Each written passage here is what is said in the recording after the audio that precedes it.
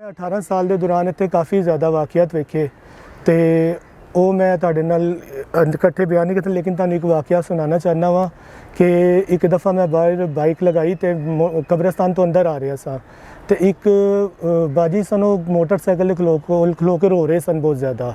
ਤੇ ਇੱਕਦਮ ਹੀ ਮਤਲਬ ਉਹ ਗੌਰਕਰ ਨੇ ਕਿਹਾ ਕਿ ਬਾਜੀ ਤੁਸੀਂ ਕਿਸੇ ਆਲਮ ਕੋਲੋਂ ਹਿਸਾਬ ਲਓ ਕੀ ਹੋਇਆ ਹੈ।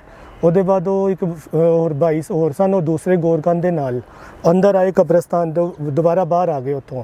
ਤੇ ਉਹ ਜਦੋਂ ਉੱਥੇ ਪਹੁੰਚੇ ਤੇ ਉਹਦੇ ਬਾਅਦ ਉਹ ਬਾਜੀ ਤੇ ਉਹ ਇੱਕ ਭਾਈ ਸਨ ਨਾਲ ਉਹ ਚਲੇ ਗਏ।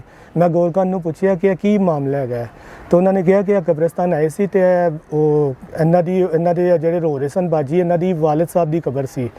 ਤੇ ਉਹ ਕਬਰ ਤੇ ਜਦੋਂ ਉਹਨਾਂ ਨੇ ਫੁੱਲ ਪਾਉਣ ਵਾਸਤੇ ਹੱਥ ਰੱਖਿਆ, ਕਬਰ ਕਾफ़ੀ ਜ਼ਿਆਦਾ ਹਿਲਦੀ ਪਈ ਸੀ ਤੇ ਉਹਦੇ ਤੋਂ ਪਰੇਸ਼ਾਨ ਹੋ ਗਏ ਕਿ ਕੀ ਮਾਮਲਾ ਹੈ। ਉੱਥੇ ਤਕਰੀਬਨ ਕਾफ़ੀ ਮੌਜੂਦ ਲੋਕਾਂ ਨੇ ਉਹਦੇ ਤੇ ਹੱਥ ਰੱਖ ਕੇ ਵੇਖਿਆ, ਲੇਕਿਨ ਉਹ ਵਾਕਈ ਹਿਲ ਰਹੀ ਸੀ। ਉਹਦੇ ਬਾਅਦ ਉਹ ਰੋਂਦੇ ਚਲੇ ਗਏ ਵਾਪਸ। ਉੱਥੇ ਕਾफ़ੀ ਮੈਂ ਵੀ ਜਾ ਕੇ ਵੇਖਿਆ, ਮੈਂ ਉਹਦੇ ਜਿੱਤੇ ਹੱਥ ਰੱਖਿਆ, ਉਹ ਕਾफ़ੀ ਜ਼ਿਆਦਾ ਹਿਲ ਰਹੀ ਸੀ। ਹਾਲਾਂਕਿ ਮੈਂ 3 ਦਿਨ ਤੱਕ ਉਹਨੂੰ ਤਕਰੀਬਨ ਰੋਜ਼ਾਨਾ ਆ ਕੇ ਉਹਨੂੰ ਵੇਖਣਾ ਸਾਂ ਤੇ 3 ਦਿਨ ਬਾਅਦ ਉਹ ਕਬਰ ਰੁਕ ਗਈ ਆਪਣੀ ਜਗ੍ਹਾ ਤੇ।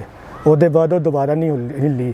ਲੇਕਿਨ ਮੇਰਾ ਆਪਣਾ ਨਜ਼ਰੀਆ ਹੈਗਾ ਕਿ ਇਹ ਜ਼ਰੂਰੀ ਨਹੀਂ ਕਿ ਉਹਦੇ 'ਚ ਅਜ਼ਾਬ ਹੀ ਹੋਏ, ਹੋ ਸਕਦਾ ਅੱਲਾਹ ਪਾਕ ਦੀ ਕੋਈ ਰਹਿਮਤ ਹੋਏ। ਇਹਦੇ ਤੱਕ ਸਾਡਾ ਪਹੁੰਚਣਾ ਮੁਸ਼ਕਿਲ ਹੈ, ਸਿਰਫ ਅੱਲਾਹ ਦਾ ਮਾਮਲਾ ਹੈ, ਅੱਲਾਹ ਜਾਣਦਾ ਬਿਹਤਰ ਹੈ ਕੀ ਸੀ।